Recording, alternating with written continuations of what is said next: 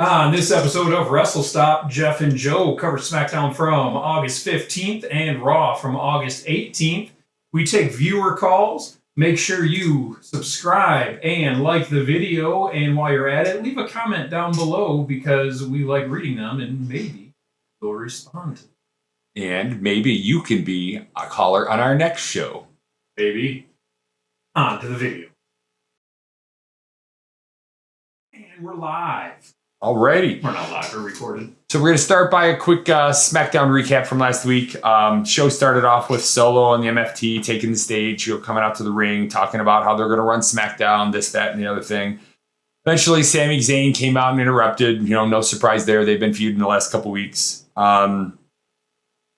Sami came out and said, thanked Solo for giving him the focus. He's no longer focused on going to the heavyweight scene. He's going to go after the one title he hasn't held in his time during WWE. He's going after the U.S. Championship. So I guess being a, what do they call that? The Grand Slam champion is more important to him than potentially going after either of the World Heavyweight Championships. So we'll see. He's got a new focus on it, and he's going after Solo and the MFTs. Eventually they started beating him down. Then Big Jim's music played. He came out, and of course he was still at number 42. Big Jacob Fatu came down and helped out. The three took out the four. Nick Aldis eventually came out and said, okay, you guys want to fight? We're going to have a 6-man tag here at the end of the night. So you pick your 3 MFTs and you go against the Sami, Jimmy, and Fatu. So, I'm not going to lie to you, Jeff. I don't remember Smackdown a whole lot. I watched it, but for some reason it just wasn't memorable, I guess, because I don't remember a lot of it. And unfortunately, I didn't take a whole lot of notes. I got a lot of notes for the Raw one, but not for this one. I can, we briefly talked before stream. Sami Zayn was on Raw going for the World Heavyweight Championship. Yeah. Mm-hmm. And now he's on SmackDown going for the U.S. Heavyweight Championship. He did announce, yes, that he has moved. It's not just a random. He did move from Raw to SmackDown. Yeah. So, where's the story there? Right? Did he misspeak on a prior episode, or did they change course last minute? Because he's been feuding with Solo the last couple weeks, so it was kind of odd for him to say, "I want a heavyweight championship," but yet me and Solo continue to feud. Yeah, it's weird, and I feel Solo and Sami Zayn are kind of on the same level. I agree. Yeah. So it makes sense for them to be feuding, right? I get that, and that makes sense. But the storytelling with Sami saying he's not done and he's not going to stop until he's a world champion, and I guess a world champion includes just being a U.S. champion, which is supposed to be even with an Intercontinental champion. Which wasn't he that? That's he has been the Intercontinental champion. He's the one who dethroned Gunther. Yeah. And then so Jay ended up beating him to get his first title run, if I recall. Right. But yeah, WWE's never really. We as fans know that there is the mid-tier title and the heavyweight titles. I don't think WWE, but they need more titles. In my opinion, just give everybody a title. No. But no, this isn't like a participation award type thing. I don't talk about that later. I don't think the WWE has ever came out and said, they'll call it the Universal title or the Heavyweight Championship, but nobody's ever said on air that one title's better. I don't think they've ever announced, well, that title's not important to me anymore because I'm going after. They've had other big name wrestlers like AJ Styles. Didn't he have a thing where he was never the Intercontinental Championship, which is why he started going after it? They've had other big name wrestlers say, this is a title I've never held, so I'm going to go after it, kind of as a way to put them in the mid-card division. Yes, with the Intercontinental and the U.S. title. But I do feel like with the World Heavyweight titles, which isn't relevant here, but they do favor one over the other. They do, but I don't know if they've ever they do it in action, but they've never came out and said it. I mean, kind of. Yeah. This is the number one title in all of sports. This is the title that everyone strives to want to get, right? They say that about the title that Cody Rhodes has, right? Yeah. And so I feel like when they say that, they're elevating that title. They are elevating it, but they've never done it by putting down the other titles, the Intercontinental or the U.S. Heavyweight, the U.S. Heavy Championship. Like like we were talking last week, the Monday Night Raw championship versus the SmackDown championship. They try, and one day they try and say that they're equal, and another time they push, the Universal is the bigger title in the grand scheme of things. They don't come out and say that all that often. Except for when Cody Rhodes beat Gunther at Crown Jewel for the Champion of Champions title, which apparently they've scrapped now. Yeah, speaking of that, like I always thought last year when they talked about Crown Jewel that it was every year it was going to be a different championship, and it was going to be the two champions at that time would fight at Crown Jewel. I thought too, yeah. But then they're coming out and saying this year that Cody Rhodes isn't going to defend his Crown Jewel championship, which makes no sense to me. Yeah, they've completely scrapped it from what I understand. I do like the idea of a yearly champion versus champion. I don't want to see them unify the titles again in a championship versus championship match. So having this Crown Jewel as a way to they unify it with a champion who's going to show up every week on both brands. Do they do away with the brand thing split? When Roman did it, the biggest problem with Roman was he wasn't a full 100% active wrestler. Yeah. So he only kind of showed up randomly. And to be the champion of two brands and only show up randomly, he was showing up on one brand once a month, basically. So it just didn't work. But I think if they unified it under someone who would always active. Be? I mean, I don't know who, and I can give a couple names like Uso, right? He seems to always be active. Not saying I want him to be the unified champion at all, but the names that you would think would have that distinction: Cody Rhodes, John Cena's retiring. Even Seth Rollins doesn't wrestle regularly like he used to due to age and injuries and all that. Right. I mean, I guess you could, if you really wanted to push someone like a Braun Breaker or somebody who's young and energetic. You know who you could give it to? Your boy, Karrion Kross. I think Karrion Kross could be a double champion. Yeah. I think he could carry it. Anyway, all right, move on. Okay. So, sometime during SmackDown, I think it was shortly after that, but my notes are a little jumbled. Backstage, the MFTs confronted the Street Profits because the Street Profits are wrestling that night as a way to try and get a one-on-one, or not a one-on-one, but a tag team number one contender championship match. And the MFTs said, do what you need to do, but we're coming after you too. So the MFTs now, they got this United States champion. They also want the tag team champion. So on that, why are all the good tag teams on SmackDown? The Raw has tag team champions, but they never defend them because there are no tag teams on Raw. It's kind of confusing. It is weird. It seems like for each brand, they kind of build one group, right? So you have the tag team division on one brand is way better. The women's division on the other brand is way better. The Intercontinental, mid-tier guys are better on one brand, but the heavyweight guys, all the stars, we have a video coming up where we're gonna tier rate our wrestlers and stuff like that. And as I was going through that, SmackDown's loaded. Yeah, I noticed the same thing as well. It is loaded with just top tier guys. Not saying Raw doesn't have any, but it's and I get pound that for pound, it's not even close. I get doing that, but they made a point of a year ago separating the unified tag team championships to put a belt on both brands, and then now they're not really doing anything with the Monday Night brand. So yeah, I agree. Alrighty, missed opportunity. That's that. Next up, they had the continued feud the last couple of weeks between Alexa Bliss and Charlotte Flair versus Charlotte Green. What's Charlotte Green? Charlotte Green. I'm drawing a blank. Chelsea Green. That's it. The other. Chelsea Green and her Secret Hervis. So this week we had Alexa Bliss versus Piper Niven. There was a size difference right off the bat. It was pretty funny. But I thought that they might let Piper Niven get a cheap win with the interference from the outside. It doesn't really cost Alexa Bliss anything. She's over. She's a tag team champion. She's not really wrestling one-on-one now. I thought maybe they would use that as a way to give Piper and Alba Fire maybe a push into the women's tag team championship. Didn't happen. It was an okay match. There were some funny points. Chelsea Green always finds a way to be goofy during her matches, and they're not great, but they're entertaining. And then in the long run, I think Alexa Bliss got the clean win over Piper Niven, if I recall. So yes. According to my notes. According to your notes.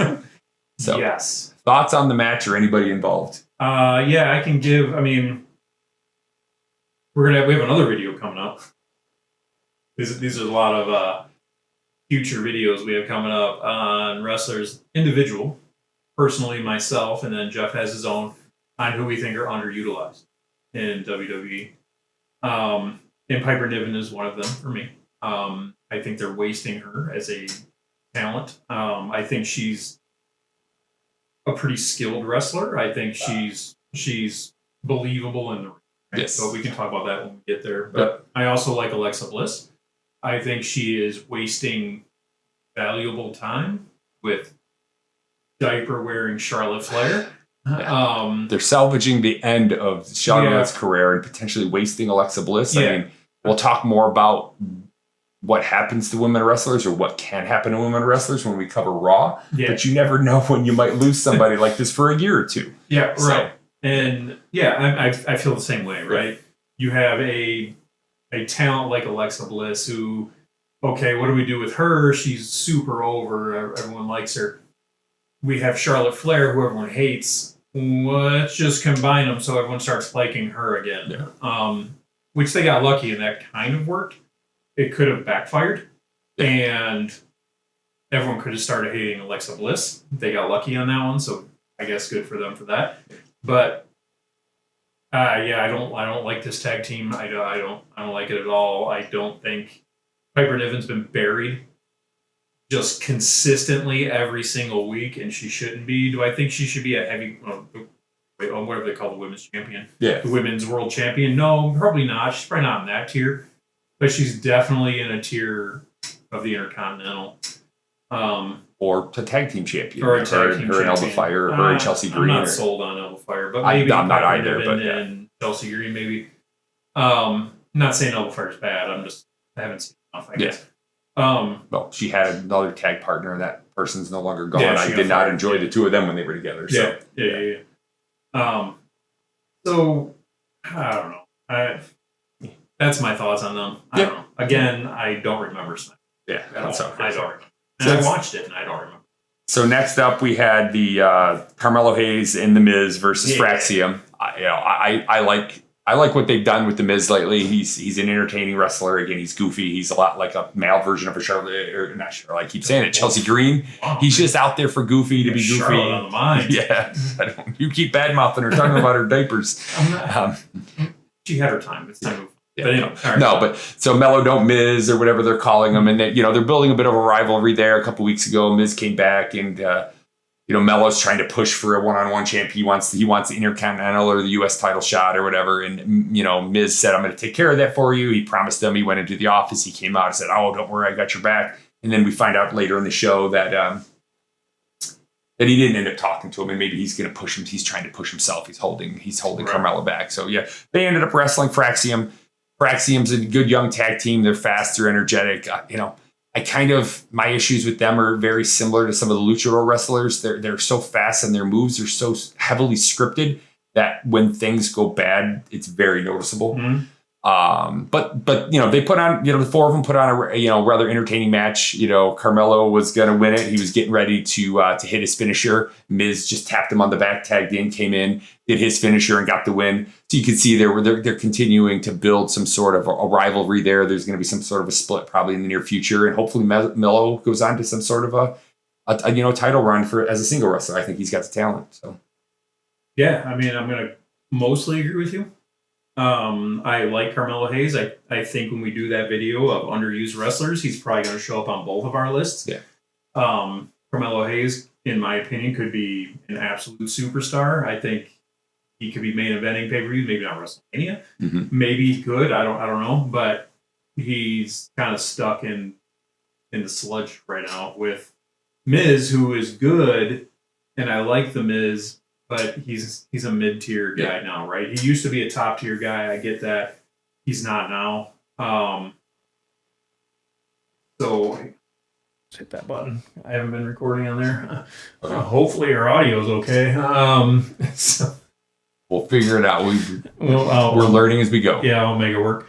But yeah, Carmelo Hayes definitely is a mid-tier guy right now, and I see him being a top tier guy. If they're building up another feud with Carmelo against the Miz. It seems like every time Miz gets a tag team partner, they're good, and then they feud. I mean, Logan Paul started out that way, and there's other guys that started out that way. Hopefully, it leads to a push for him, though. Maybe Miz putting him over will lead him into getting the U.S. title shot or whatever that he's asking for. So yeah, I think it'd be. I'd be cool with seeing Miz with the U.S. title or the Intercontinental title right now. Miz, not Carmelo. Yeah, I'm sorry. Yeah, Carmelo, not Miz. Yeah. Miz had his time. Yeah, Miz need to take a break. All right. Yeah. Well, next, Drew came down. He gave a short monologue about his ongoing feud with Cody Rhodes, and he made a joke that I kind of caught funny about management not releasing the injury report and all that. That's kind of make it look like they were maybe taking a stab at the whole Seth Rollins faking the injury and all that. I thought that was kind of funny, but basically, they did that on Raw too. Did they? Yeah, I'll talk about it when we get there. But they came out. Well, something like that. Okay. I bet he came out pretty much the whole point of his argument was that everybody's looking at him as the bad guy for putting Cody's head through the table, but it wasn't his fault. The match was over. Cody attacked him outside the ring. Cody put his head into the ring post. Cody was getting ready to put him through the table, and he was just defending himself. Again, great take. Had me laughing. Drew's playing a great villain right now, great heel, and I like where it's going. So I'm looking forward to this match. Yeah, all I can really say is I love Drew McIntyre. I think he's great. He should be the heavyweight champion. Cody had his time. It's time to move on. Cody can get it back. I'm not saying Cody can never have it again, but I think let's give it to Drew for a little while. An actual run. I know he had it, and then Damian Priest had whatever. But let's give Drew a months with an S, long run, and let him just be that bad guy. His smart ass all the time on social media and stuff. It's great. He's a great heel. He should have the title. And give some of these other guys not named Cody Rhodes, some of these other baby faces, someone to challenge and move up, and then build more rivalries that aren't Cody Rhodes. Yeah. So do you think Cody Rhodes is out for a while? Is this his way to be off the air for a little bit to do Street Fighter? Aren't they starting to film that here soon? I think they're already filming it though. Okay. Well, maybe maybe that's why they're going to give him some time off and let Cody hold the championship for a couple months without really defending it, and maybe Survivor Series or something like that. Drew can take it and hold it to WrestleMania or something like that. It needs to be before Survivor Series. Is that the next one? Besides Clash in Paris? Well, we got Clash in Paris. We've got unknown one. The unknown September one. I'd have to look at the dates. I can't remember if there's anything in October. There's normally something in October, and then but everything's jumbled this year. Is October when they're doing the Crown Jewel, and then it's in November is normally Survivor Series and all. Yeah, November. Yeah, I don't know. I think it needs to happen before then. But I think through the back half of the year, I think Drew should be champion. But he can lose it at WrestleMania. But are they going to take it from Cody right after he won it from Cena? I think they should. They could. I mean, you don't have to have, like you said, these year-long reigns. Back in the day, people, sometimes the championship would change every couple months, or it would change on a Raw. It doesn't have to be on a pay-per-view. They shocked everybody earlier this year when they had Rhea lose it on Raw to Io Sky. Right. So they could maybe do something similar with Cody and Drew. So we'll see. So, but I think we both like Drew. We both like this as we're going, and we're both hoping he gets to take the title from Cody. I would not mind seeing that either. So, next we had a tag team match: Street Profits versus DIY. Both of these teams won a title shot against the Wyatt Six Tag Team Champions after the big event at SummerSlam. I liked the match. I thought it was really good. I like the Street Profits. I know you think they're old and they're a little bit overrated. They've had their time. I still think they're good in the ring. DIY I really like. Again, I think they're great. It's another good tag team. SmackDown has, they've got all the tag teams, but they're all really good. So I think Street Profits are good individually. I think their tag team as a whole has kind of run its course. Yes. No, I agree. Montez Ford and was it Dawkins? Yeah. I think they would be good individually, and they would be relevant individually. I just think their tag team has kind of run its course. They haven't changed. They've been the same tag team. Yeah. They tried to change it with Bobby Lashley. Yeah, and they slowly worked their way back. Like they're back to their uniforms that they were doing 2 years ago. And they just pretended that Bobby Lashley never happened. Yeah. Right. And they got BFAB back and all that. So it was a decent match. DIY, right? Yeah. That's DIY. I like Ciampa. I'm not a huge fan of Gargano. I think he's a good wrestler. I'm just not a big fan of him. Yeah, I think Ciampa was great as Blackheart. I think I've mentioned that before. And that's who he should be, right? I think let's separate them. Let him go on to like a mid thing. What about a cross? Hang on, hear me out. Hear me out. This won't be the last time I bring up cross. Let's do cross. Aleister Black. Blackheart Ciampa. There you go. Throw some Damian Priest back in there. I like Damian No leg Priest. day Damian Priest. There you go. Going into. That's a stable right there. Yeah, Damian Priest has fallen apart since he left the Judgment. Yes, they thought he would get a push, and they tried pushing him, and I don't know if he's just he was much better in Judgment Day than he is now. Because he's a better bad guy than he is a good guy. Yeah, that's why. But yeah, my listen to me WWE. Will pay us. That's and then the listen team. To us. Yeah, that's the group to bring together. So. Alrighty, well, moving on from that, there was another backstage segment between Kiana James and your girl Julia trying to recruit Tiffany Stratton, or trying to get Tiffany Stratton to hire them as bodyguards, or however that works. And Tiffany just kind of blew them off. So, two female champions. Are they trying to build some sort of champion versus champion match? What are they doing to here? Yeah, that's kind of curious where they're going there. Yeah, I don't know where they're going with that, right? Because. Unless it's just another female. Tiffany was in it because they've gone up to other females in other weeks and tried to get them to recruit. So maybe this was just a one-time conversation. And next week they'll go up to another female wrestler, whoever. Yeah, maybe. But this Julia is another one that would be on my list of people that are waiting. Yes, she's a champion. But when is the last time she wrestled? When she won the championship? Has she defended it? I think she did once. Okay. And I don't even remember who that was against. But they're wasting her. She should be in the world title thing, but if you're going to give her a title like you did, use her. Just let her wrestle every week. I mean, I don't think it's that hard. You got other bums on there that mean nothing. So let's give your time. I mean, SmackDown's only 2 hours, right? So yeah, it just went back to 2 hours. So let's give some of that time to your champions and stuff like that people want to see, rather than the bums who shouldn't be on your roster. But anyway. Yeah. So and then they ended the night with the match with Jey Uso, Jacob Fatu, and Sami Zayn versus the Tongas. Tala Tonga set this one out. I guess he was too tall for this match or whatever. But Solo, I thought they would have Solo outside and let the other three MFTs in the match. I kind of They did screw up the graphic though. Did you see that? I did not. No. Yeah, the graphic for the match had everybody but instead of what's his name, the one that wore the eye patch. Tama Tonga, yeah. He wasn't in the picture for the graphic. It was Tala Tonga. Okay. In the picture for the graphic, but Tala Tonga wasn't in the match. Yeah. So I don't know. Yeah. It shows you how much they value Tama Tonga. Yeah. Another decent match on the night. Nothing great. Nothing memorable. I don't really remember a whole lot about the match. I think I was shocked that it ended up with a rather. Was there a clean win on that one, or was there a DQ? I'm drawing a blank on that. I think didn't Jacob? Yeah, Jacob didn't. Him and Sammy went back and forth on whether or not they were going to tag each other. Zayn gave the whole kick to Sikoa and pinned him. Yeah. So it was a clean pin. Yeah, clean pin. So Sammy pinned Solo. I remember that now because thinking to myself, okay, that they're setting up that rivalry now for a match at one of the coming pay-per-views. I want the World Heavyweight Championship, but I'm going to settle for the U.S. title. The one I've never had. I'm going to be the. Who cares?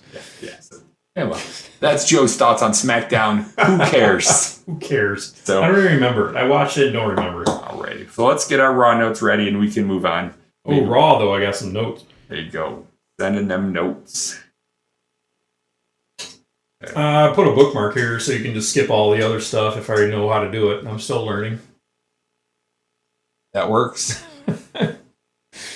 My notes are very... Well, I'll let you lead, Raw, since you've got notes. I got some thoughts, or do you want me to... I've got short notes. You want me to go with my short notes, and then you can add in where you want? Yeah, I think that might be a better idea. Okay. So, Raw started. Division came out. Paul Heyman, Seth Rollins. You left something out already. What'd I leave out? We're live from Philly. Home. The OG home of ECW. And what does that mean? Now, keep in mind, when I was taking these notes, I haven't watched ahead. What does that mean? There's going to be a lot of ECW crap thrown into this entire episode. Yeah, Paul Heyman talked up ECW a lot. I mentioned, my kids my kids are new to wrestling. We started watching a couple years ago. They know some of the older WWE wrestlers. They don't know ECW. So when Paul Heyman's mentioning Sabu and Tommy Dreamer and a lot of those, they're like, who are you talking about? Who are you talking about? It's like, I'll show you later. So yeah, there was definitely a lot of ECW talk, which led to some, one of the matches that we'll discuss a little bit later. So, but the Vision came out, they did their normal thing. They talked it up. I cracked up. I love that Bronson Reed's playing up the whole shoe, the Shulafala. He doesn't do the tsunami anymore. He does the shoonami. Shunami. Yeah. So, I like the group. Ended this episode with the best line I've ever heard on TV, but we'll get to that. Yeah. So, no, they came out and they did a promo. Any thoughts on the promo? I didn't take a whole lot of notes. I thought it was a good promo. I think Paul Heyman's great on the microphone. I think he did a good job introducing everybody and kind of just doing the Paul Heyman thing. I mean, there's a reason that he's in the Hall of Fame. I mean, I don't know how seriously people take the Hall of Fame for WWE, but I think he's great. I think he's great on the microphone. He's one of the best on the microphone. Yes. I will say that. Yep. Okay, now is that where they set up the match? Again, my notes are a little blurry at the beginning. Is that where they set up the match? The match ended with the Bronson Reed versus LA Knight match, right? No, Jey Uso versus Braun Breaker in Extreme Rules. Oh yeah, Jey came down. That's what it was. Jey came down from the crowd and he started bad mouthing them all. He did not come out. So he got in the crowd. It was. That's where we thought that was funny. He was looks like he was trying to get over a new saying in the crowd. Yeah, I have that on here. Yeah. And he's like, come on. He was trying to get the crowd to say, whoa. Whoa. Yeah, after he went through this, he wasn't feeling it. They just kept saying yeet every time. He's like, all right, we'll work on that. Yeah, Pavlov's dog. Pavlov's dog. Just yeet. So, yeah, I thought that was, we were all like, just drop it, dude. So, yeah.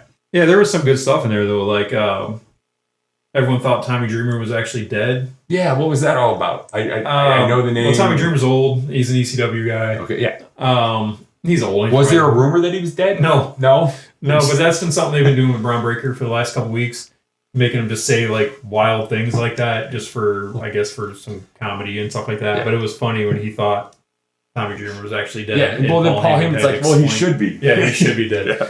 So maybe just kind of a throwback to some of the matches he was in. Yeah, he should be dead to some of the crazy matches they did back then. So yeah, Paul Heyman referred to himself as the GOAT. Yeah. Oh, he said the ring was full of goats. The ring was full of goats, but yeah. But yeah, I thought it was pretty good. I thought it was a solid thing. Paul Heyman, Seth Rollins, they're both good on the mic. You're going to get some entertainment when they're out there. So then the crowd started chanting OTC. Yes. And he heard it as Paul E, which what that reminded me of? The We Want Cross. The We Want Cross chants that Triple H ignored and thought they were saying we want Brock. I don't think he thought. He played it opposite. Well, right. But that's what that reminded me of, right? That's what that was. So, alrighty. Well, after that, we had a backstage segment with Io Sky and the Kabuki Warriors. Hang on. Let's go back. I'm looking. My notes are sporadic here. Going back. I want to go back to that real quick. Back it up. And oh my god, what did I do to my finger? Jey Uso made a reference to tapping Gunther at WrestleMania. He did. And even like Seth Rollins was like, what? Maybe I'm wrong. Maybe I'm remembering things wrong. But didn't in the rematch Gunther just mop him? Who did Gunther win the title back from? From Jey. Yeah. Didn't he just destroy him though? So it wasn't even He did, but I don't think Jey tapped. I think he passed out. Still, he just destroyed him. So that was like a weird callback, I think. Jay's not the greatest on the mic. Outside of the dancing and the eating and, 4 words, yeet. And then have a whole lot. With It's a lot like LA Knight in that way. Yeah. Seth telling Steiner, or it's not Breaker, sorry, how he was trashing that was hilarious. His family and his family's all fat and all this stuff, just to jack up Steiner or Breaker a little bit. And I thought that was pretty good. Yeah, that was pretty fun. And then the Jey versus Braun match got changed to an ECW Extreme Rules match at the end, which ties into the ECW theme for the night, which is basically just a no rules match. I mean, again, we talked about before. They've got all these. We'll talk about it a little bit later with the Sheamus and the Donnybrook. Again, what's the difference between all these types of matches? Yeah, just different names for different characters. Speaking it's of all Sheamus, good. I started watching a YouTube show. Okay, which Sheamus goes to all these different wrestlers and they work out together and stuff. Okay, yeah, I've seen clips. Yeah. he did one fairly recently. I don't remember the date, but with Ronson Reed. Okay. Ronson Reed seems like a solid dude, man. Yeah, He seems I like like a him. cool guy that you just want to hang out with. But Yeah. I don't know. That was just a note that I had. Alrighty. Okay. Anything else on the opening? No, I think I'm good now. I got everything out. Okay. His notes are much more detailed than mine. So the backstage segment, Io Sky apologizes. I'm sorry. The Kabuki Warriors apologized to Io Sky for interfering in her match the previous week after Io Sky asked them to stay out of it and ended up costing her the match on a cheap roll-up. So Io wants to do it alone. So they agreed that when she fights, this week she fought Raquel Rodriguez and they were going to stay out of the match this time. Mm-hmm. So Io and Raquel have a match. It was pretty good. I know Raquel's not the greatest, but Io Sky can carry a match, and she put on notes on that. Yeah, she put on it. So eventually, Roxanne intervened, and then Raquel hit a big boot to take control of the match for a little bit, and then eventually, Io Sky takes out Raquel. She's like, "You're not going to interfere in the match this week." So she did a dive out of the ring. She took her out, then she hit a move, and she took out Raquel for the pin. So. And you got comments on the match or the post-match? I mean, a little bit of it, right? I don't care about the Kabuki Warrior things. Obviously, we know where that's going. Yeah. They all apologize, whatnot. Yeah, we know it's not going to stay that way. Well, then after the match, when the Judgment Day started beating up, Rhea came down and interfered. And I thought the Kabuki Warriors would come out. Actually, I thought they would. When they ignored, I was surprised that Rhea came out. Because I thought they were going to let her get destroyed. And then Io would be mad at them and they're like, well, you told us not to come out. Right. So, and instead, did. Yeah, instead they left her alone. And then backstage, Io was thanking Rhea for her help. And the Kabuki Warriors are like, hey, why are you thanking her for help and you're yelling at us for help? Just you can't play the outcome is what they're basically saying. You either want help or you don't.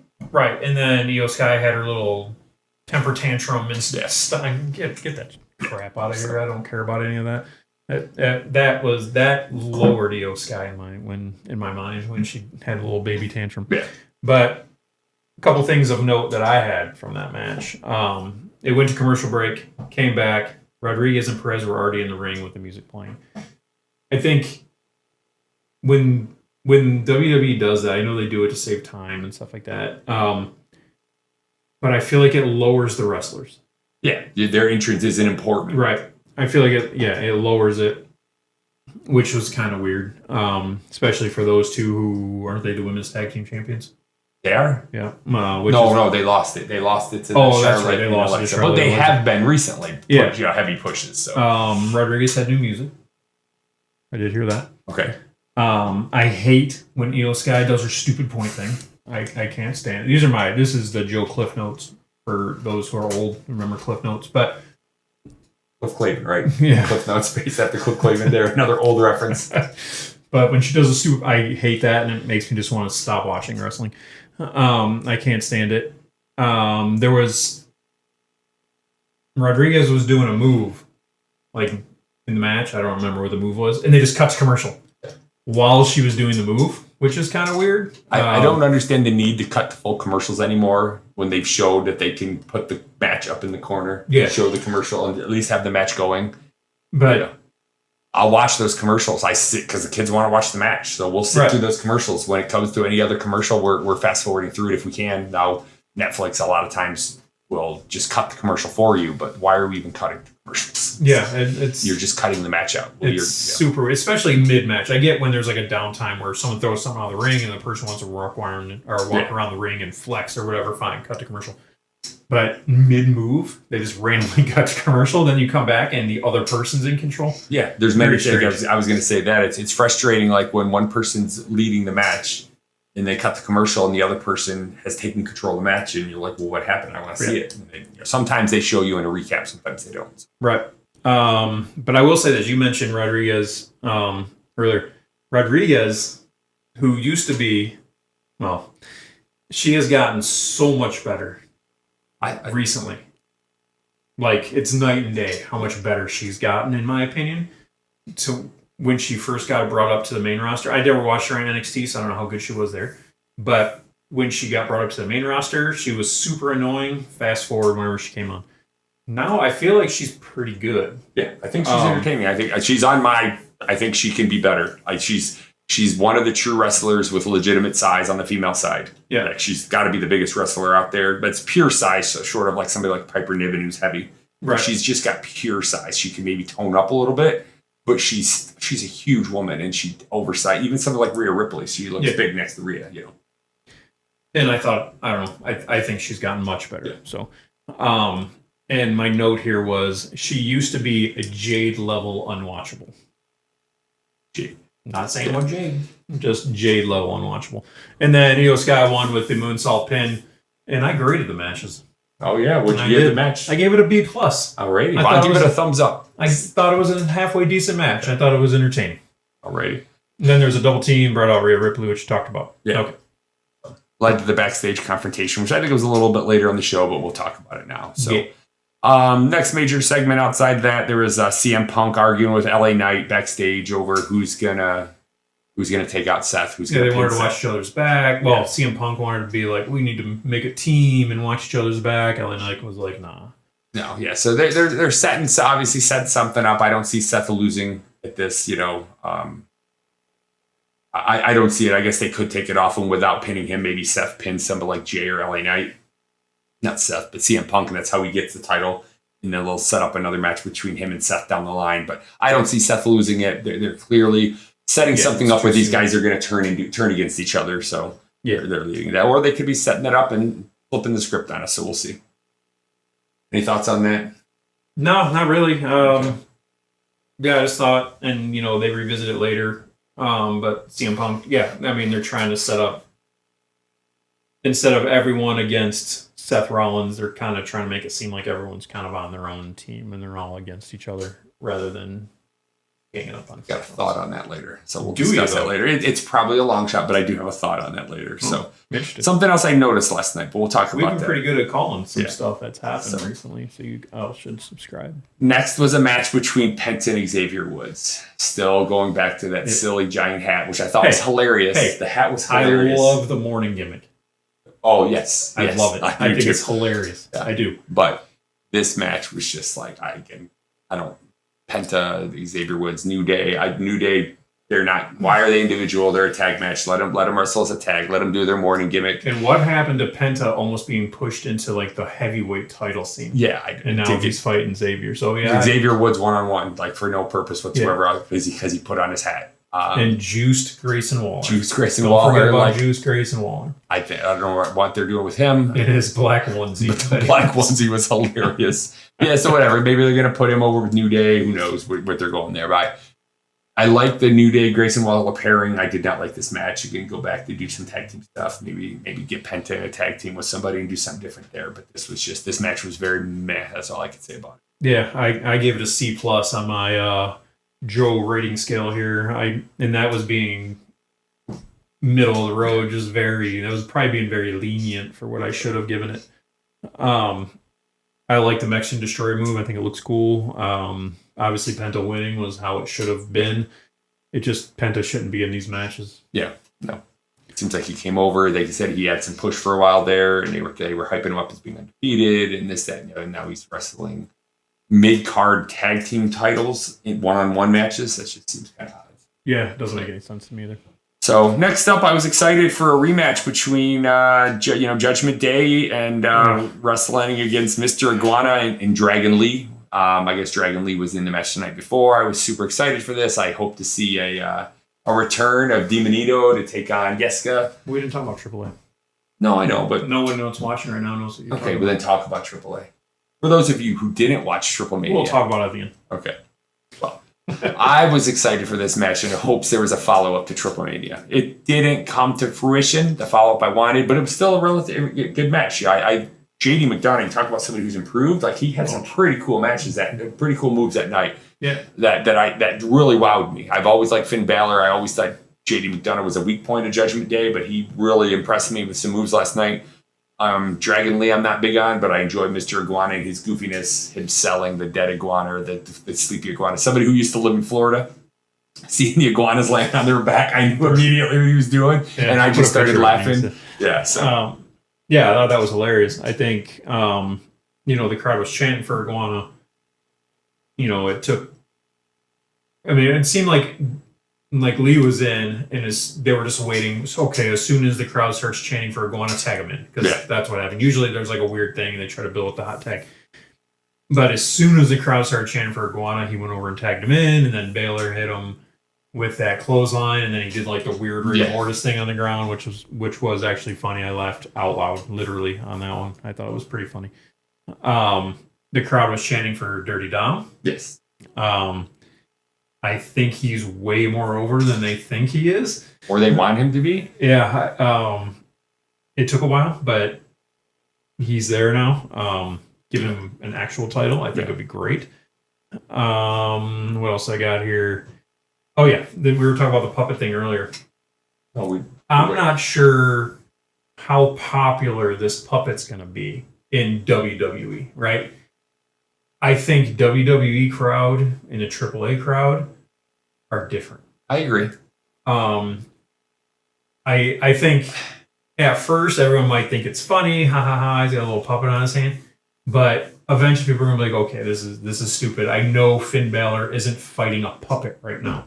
You're gonna have wrestlers who are gonna be like, hey, I don't want to fight a puppet. This is stupid. People did love Mr. Sacco back in the day. But that he didn't act like Mr. Sacco was an actual living creature, right? It needs to be used sparingly, so maybe they make it, if he comes to WWE full-time, maybe it's a gimmick match, or maybe Jessica gets injured, it has to be gone for a while. I don't know. All I know is it's a way to bring in a different crowd. I don't know if I want that crowd watching wrestling with me, buddy. What do we care? You don't want Brooke watching wrestling with you? Yes, I do want Brooke watching wrestling with me. But I just think the crowd as a whole, right? You have a few people who are going to like it, and I just don't know how I'm not saying it's going to fail. It could be great. I don't know. I just don't know how that's going to translate to like an American audience over like. I don't know either. I like the goofy inside of wrestling. I embrace the side of the wrestling. I miss the Repo Man. I miss the Clown. I miss Barry O. Forgot about the Repo Man. Barry Horowitz patting himself on the back and all those gimmicky jobbers. I miss that stuff. So if maybe he comes over and gets a push. Maybe he comes over and he's just a gimmicky jobber. I think they're just going to bring him over because they think they can sell puppets. That could be. And I think it will work for a very short time. I think his lifespan in WWE is very short. That's all I'm saying. I looked up his age. He's 36, so he's not that young. I mean, yes, he can wrestle for another 10 years, but he is an older wrestler. I think his gimmick is very short. Yeah. I just don't see people hanging on to that for very long. Yeah. Little kids, like little kids, maybe. How long did Hacksaw Jim Duggan bring down a 2x4 and yell, "Oh"? I mean, but he didn't act like the 2x4 was alive. Jake the Snake had a snake. The snake was alive. There are ways to do Why things. doesn't Mr. Iguana bring out a live iguana? Because PETA would be unhappy. Well, I'm just saying, Speaking of which, I think somebody commented either during Triple Mania or during Raw, what does PETA think about this? Again, that made me laugh out loud. When Dimonito was eating them? It might have been, whatever. So, but anyway, there was some interference by Dom Baylor Pinsley. I thought it was a great match. Yeah. I gave it an A-. All four of those guys can go, including JD Madonna, which I think is actually really good. I've always thought he was a solid wrestler. So, Vikingo showed up, interfered with the match. Vikingo. Yep. That guy's fast. Judgment Day destroyed him, so they're clearly setting something up there. Well, they set up Dom versus Vikingo at Worlds Collide. Yeah, one-on-one, yeah. But yeah, that Vikingo guy he moves really fast. Yeah. But the crowd boos him. They were booing him at AAA. Yeah. Really? I did not pick up on that. Yeah. Yeah, the crowd was booing Vikingo, which is supposed to be like their guy. So I don't know if that's the Dominic Mysterio all of a sudden everyone liking him type of thing now or what. But yeah, people were not happy about it. So, so they're setting that up. Well, that'll be the next big event for AAA, Worlds Collide, Dominic versus Vikingo for their championship there. So, another Bailey segment, which I found this one a lot. I paid a little bit closer because you said the last one was pretty good. Yeah, I thought the last one was pretty good, but you missed another recap that they did, which I'm not sure I've mentioned enough, but they did a Becky versus Renee, what's her name? Maxine Dupree. Wasting more of my life on garbage is what they did. That's all that recap was. I didn't take notes on the recaps I because did. we fast forward through the recaps, so there's not much to take He notes on. feels the same way. Yeah. So yeah, that was that. Following up the Bailey segment. Now the Bailey segment, I was confused there. I know it. Just wants a hug. She just wants a hug. They played up the voices in her head, which kind of like led me. I believe, could they turn her and have her join the Wyatt Six because that kind of fits their gimmick right now. Is she hearing Randy Orton voices in her head? Could we have a team up there between Randy Orton and Bailey, two legends teaming up late in their career as some sort of a group or something? I don't know. It was interesting. The kids were interested. We found it a lot more. We paid more attention this week than last. So we'll see where they go with this. Yeah, I have no idea. I can't predict this one. They could be. Something I had is they are short on female heels right now. Particularly, we'll talk about it a little bit with losing Naomi. Maybe this is a way to kind of turn her because it did start last week. Right after the announcement that Naomi wasn't going to wrestle. So could they be turning her back heel, something along the lines? And Becky Lynch she's their only real heel on Raw right now that I can think of, short of Naomi. That's of the Judgment Day women, but they're not in the main title mix. So that also could be what they're doing with Io and the Kabuki Warriors. Just they've got I did hear that they were looking at speeding that up because Naomi was leaving. Yeah. I don't know how true that is. I have zero inside sources, but just stuff I've read on the internet. So after that, we had a match. Again, they did the recap between Becky Lynch and Maxine Dupree, showing why they're having a match this week between Becky Lynch and Natalia. Got lots of notes on this boy. That was, I was really not impressed with the match. They really played up the Natalia injury angle. So I was really, did she injure herself in the match? I don't think so because I think they would have wrapped it up sooner. But I don't think so. But they really played it up, and Becky kept putting submission holds on the match on the arm, and she wasn't going to submit, and eventually she tapped. So Becky ended up attacking Maxine and Tozawa outside the ring. I was wondering where Otis was. Otis made a big return at Triple Mania in their Royal Rumble match. I was hoping he would show back up on Raw, but no, he wasn't there. So, but yeah, you're not going to have Otis beat up Becky Lynch anyway. But right. But no, it was Natalia tapped out at the end of the match. Becky didn't want to let go, so Maxine got up and saved her. Becky attacked Maxine then, and then Nikki Bella runs in to save the day. So I guess they're setting up a feud between Becky Lynch and Nikki Bella, which is I think where the whole Maxine thing started back a couple weeks ago. So I don't know. Go ahead, give your thoughts. I was very meh. Yeah, I was also very meh. Some of the notes here I took here, right? Natalia comes out with Dupree and Tozawa. Crowd might have left at that point because it was. You could hear a pin drop when they came out. But you know what? Let's get rid of Cross and keep these turds on my TV screen. These are just the notes I took. It's okay. You're entitled to your opinion. You know what I found interesting, just to touch base real quick. Natalia also wrestled at Triple Mania. She came out as a different character. Like Naughty Natty or whatever they called her. I actually thought she did a pretty good job at Triple Mania compared to what she did against Becky Lynch. And the Natty match, Holly and I called it that they're the three Stifler's moms. All three of the wrestlers in that match look like a different form of Stifler's mom. But sorry, back to your tape. No, it's good. I don't know how I feel about Becky Lynch's new music. Yeah. Maybe I'm just not used to it, but I'm not sure how I feel about it so far. She did get some cheers when Becky Lynch came out, but the crowd was pretty quiet. I have my notes. Talia was doing the underdog shoulder injury angle. And then Becky Lynch put her in a really crappy, weak armbar, which just looked bad. It didn't look good at all. And Natalia was doing the thing where she was trying to like pump herself up and get crowd support, but again, it was silent. There was just no reaction to this match at all. And then at one point, Natalia forgot her arm even hurt and started doing moves.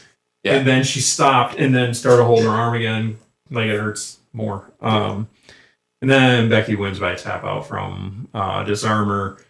And then she puts Dupree in an arm bar, and then Nikki Bella comes out, like you said. I gave the match a D, and I was being generous. I thought that was terrible. Down. going back on that, one next comment. My biggest gripe with modern wrestling, in WWE in particular, is just the lack of submission holds that anybody uses. Nobody rarely taps out. You know, Jay made Gunther tap, which was the weirdest finish, I think, of the year. It was quick. It was a quick tap. He didn't sell it. I don't get it. Nobody taps the submission moves anymore. The submission moves, even when they put on, they don't look like they hurt. They're just, nobody even puts on a good submission hold anymore, which is maybe why they're getting rid of them. But they still attempt them. Yeah, I don't know. It's just Gunther's really the only one that attempts real submissions every match now. So,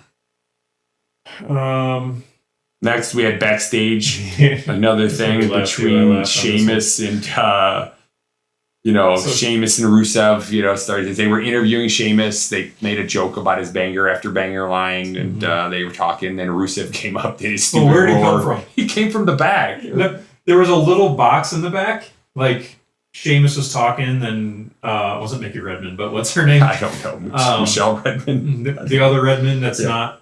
I think they both do hockey, but not the Mickey Redmond from Detroit. A different Mickey Redmond. They're sitting here talking. In the background, there's a little box. And then randomly, Rusev just pops out from behind the box. Did a stupid roar that it's not intimidating at all. So weird. So they implied he was just hiding behind that box for hours before this interview took place.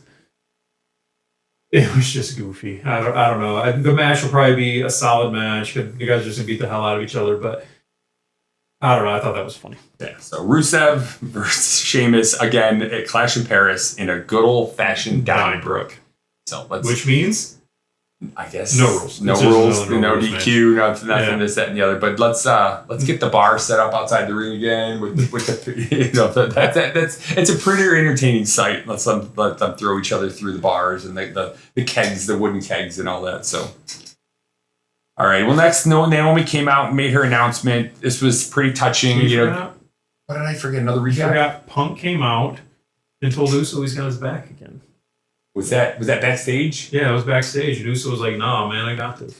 Okay. Yeet. Okay. Another backstage. I missed that. Probably because it was probably just really short and there was no comments on my post. It's just some of those things where it looks like CM Punk's trying to get all the good guys on his side so that Seth Rollins, and then everyone kept saying no. Okay. Anyway. Out comes Naomi. So you're saying CM Punk is afraid of Seth Rollins, which That's I completely believe. So, yeah. But yeah, Naomi came out. Adam Pearce announced she was pregnant, and then handed the mic over, and they played a clip from Stephanie's show and all that, where Jimmy looked super stoked, super excited. Yeah. But Naomi played the heel role. She tried to stay in character. She told Adam Pearce, it was funny. I thought she said, "I ain't giving you shit." She said, "Get out of the ring." Ooh. She said, "Shit." Yeah. So no, I thought it was good. She blamed her hormones. So she blamed her hormones. She did that. I thought the crowd chanting "Baby Uso." She tried so hard to stay in character. She broke down crying a couple times. It's got to be emotional. She's the champion. She's wanted this for a long time. She did say that she blamed her hormones for turning on her and costing her the championship. I thought she did great under the pressure. I get where she's coming from. I'm an emotional person. If that were me, I would have broke down crying too. So I thought it was cute. The crowd is gonna freaking pop in a year and a half from now when she comes back. Yes, but I have thoughts about this. Okay, now you want to share them? Go ahead. Yeah, I'm going to share them. I'm going to share them live. Oh, we haven't done our phone call yet. We'll do that right after this. This is becoming a very long video. First off, she came out. She was very sparkly. I noticed she had a lot of rhinestones and stuff all over her gear, which I don't remember her having that before. The crowd was chanting her name, and she started tearing up a little bit. And then it became a weird promo for Steph's podcast. Yeah. Which, I thought that was strange. Then they announced Naomi's pregnant, right? And she's having a baby. Congratulations to them and Jimmy Uso and stuff. And then, she swore and blamed her hormones. And then it just started, to me, felt very awkward. Everything started feeling weird to me. There was a lot of stalling. She tried to stay in character, and the fans were cheering for her instead of booing her. It was awkward because she tried to stay in character. And that laugh was horrendous. Yeah. It made me want to just shoot my TV. I think it was her emotions getting the best of her, and she tried to stay in character, and it's just rough to do. It was just a very strange thing. I didn't feel the emotional connect. If they would have just came out, remember, I don't know if you watched wrestling then, but when Roman Reigns came out, this was many years ago, and he announced that he had leukemia again. I missed that. No, I was not watching wrestling at that was like, okay, I feel for this guy, right? He came out not in character. He came out as himself and announced that. He announced he was going to take some time away. And that was it. He didn't try to turn it into this weird spectacle thing. And that I can respect that, but I can't respect... that was just weird. It felt very weird to me. I was waiting for a run-in because there were so many stalling and stuff. I was waiting for someone to come out and just beat her up and take the title, maybe. I don't know. It just felt very strange to me. I don't know. And then normally, since Naomi's been the Proceed with Caution character, she's been great. I just felt like, to me, this was a miss. Yeah, I did not enjoy the glow Naomi. I did enjoy the Proceed with Caution. And she seemed to be more over as a heel than as a face. Yeah, so wish him the best. Extend the bloodline. Yeah, keep it going. The Baby Uso stuff. Yeah, Baby Uso was cute. Extend the bloodline. Then she left her title in the ring. In my opinion, wasted a lot of my time. Next week on Raw, apparently they're going to explain what they're going to do with the titles. She was supposed to fight Stephanie Vaquer, right? Yeah. You know, in my opinion, I know what they should do with Julia Gulia. I do have Julia on here, but Julia already has a title. Okay. They should give it to Stephanie Vaquer. Just give it to her. Just give it to her. I don't see that happening. Let's have a title. They'll give it to Stephanie Vaquer, but I think she's going to have to earn it. I'd be okay with Vaquer or Julia with that title.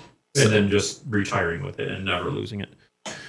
So next, I did take notes on this backstage segment. Dirty Dom meeting with El Grande Americano, talking to him, and then he went up to Judgment Day afterwards. Fast forward to do that. And they asked him, he's like, "I'm just trying to keep Judgment Day strong." So is Dom trying to recruit El Grande Americano to the Judgment Day? I'm all for it. I would love it. El Grande Americano is one of my favorites right now. I do like that they're coming at him from a bunch of different angles.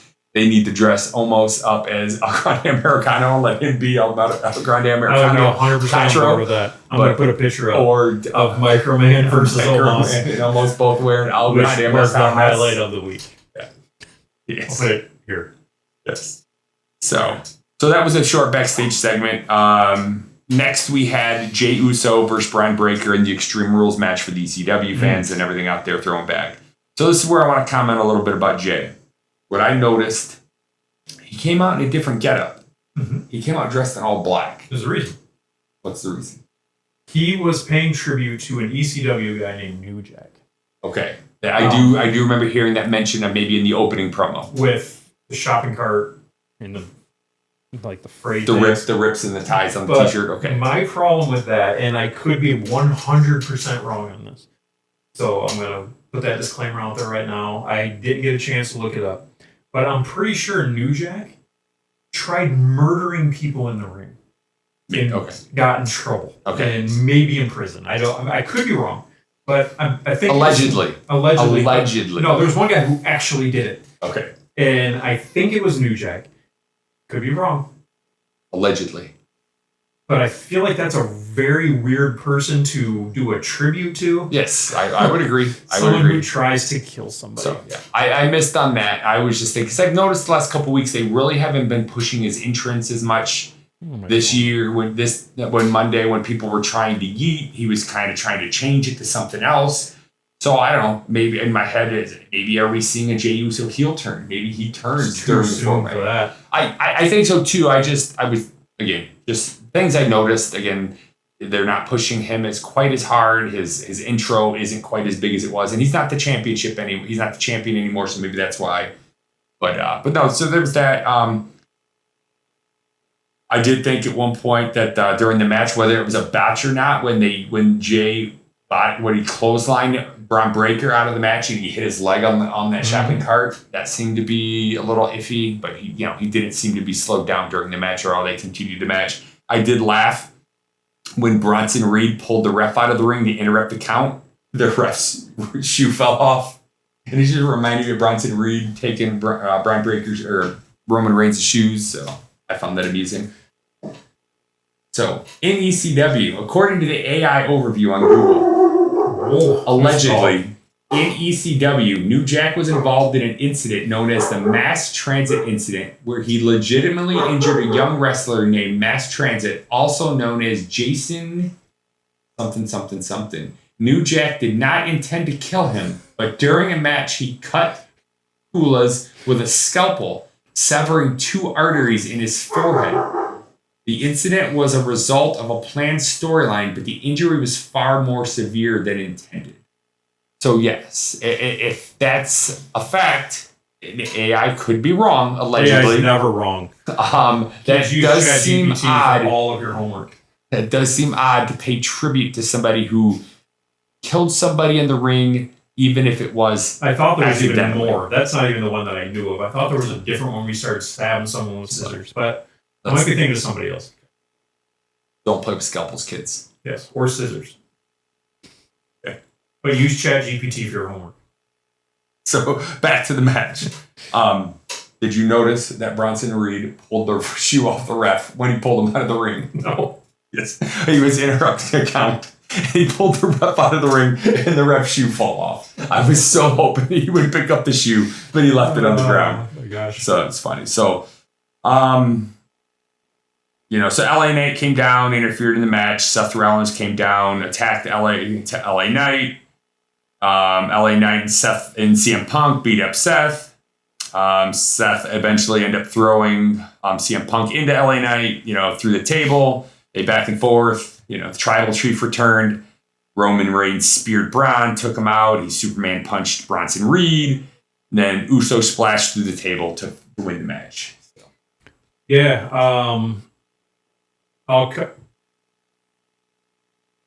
We're talking. I'll just cut to my grade real quick. I gave it an A.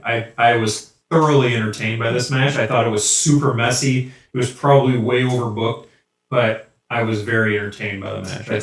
I thought it was a good time. At one point, there was no less than 9,000 chairs laying around the ring. Yes, that's when they came back from a commercial. Yeah, they came back from a commercial, and the ref's like banging on the chairs to do the count. Mm-hmm. Jay came out, like you said, with a shopping cart full of weapons and things like that, and the New Jack stuff. And then Breaker just came out with Heyman with no weapons. You know why? Because Breaker is the weapon. Beast. The new shirt's got the 23 miles per hour on the speed limit on it. But it also meant Ronson Reed was going to interfere later. That's all that meant. Yeah. Which he did. Uso got a little busted open in the nose. He had a little blood on his nose, so he got popped somewhere. There were some really good spears in the match. Again, I don't like how everyone uses spears, but some of them are pretty solid. I did like Roman spearing Bronson as he was setting up his big, not Bronson, Braun Breaker, as he was setting up his big, I'm going to run around the ring and spear you. Roman met him halfway and speared him. That was pretty cool. Yeah, and then, he came out. The crowd went crazy for Roman Reigns. He appeared out of nowhere, spear breaker, like you said. Then Uso splashed to Braun through a table, and then he pinned him. They did set up Ronson Reed versus Roman Reigns in Paris. Put the shoes above the ring in a ladder match. And then, as I said earlier, this Raw went off the air with the greatest line ever muttered on TV, for wrestling TV anyway. Ronson Reed, this is a quote, "Now there's blood in the water, and I'm going to take your shoes." Fantastic line to end the paper or the end Raw. Give him a slammy. Yeah, I thought that was great. I think that match is going to be great, by the way. We'll talk about our predictions and stuff in a different video. This video is all of a sudden like 13 hours long, but so yeah, that was it. I think Raw was pretty good. Before we cut to the night, we have our caller who's been waiting on hold. We talk about the show coming along. Can you get your? Yeah, here you go, buddy. Oh, all right. So we're gonna take this call here from this viewer real fast. They've been trying to get on, so we're gonna go ahead and call him. All right, and that's all the time we have for tonight, everybody. Stay tuned for the next video where we rank our wrestlers tier list. Comment below, and maybe you can be our next caller. You could be. Bye.